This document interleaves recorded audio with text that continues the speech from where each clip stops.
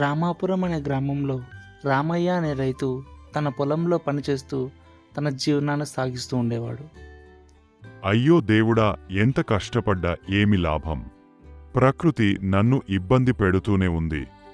వర్షం పడకపోతే పంట పండేది ఎలా? నా జీవనం గడిచేది ఎలా? అలా బాధపడుతూ నెమ్మదిగా నిద్రలోకి జారుకున్నాడు.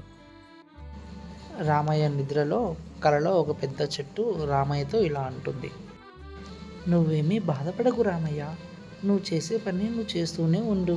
ప్రతిఫలం ఏదో ఒక రోజు ఖచ్చితంగా నీకు వస్తుంది. అలా రామయ్య అనుకుంటూ రోజు తను చేసే పని తను చేసుకుంటూ వెళ్ళిపోయేవాడు. నెమ్మదిగా వర్షాలు పడి పంట బాగా పండింది. అప్పుడు ఊర్లో జనాలందరూ రామయ్యను మెచ్చుకొని, నువ్వు చేసే పని నువ్వు చేస్తూనే ఉంటే ప్రతిఫలం ఏదో ఒక రోజు ఖచ్చితంగా ఉంటుందని పొగడసాగారు.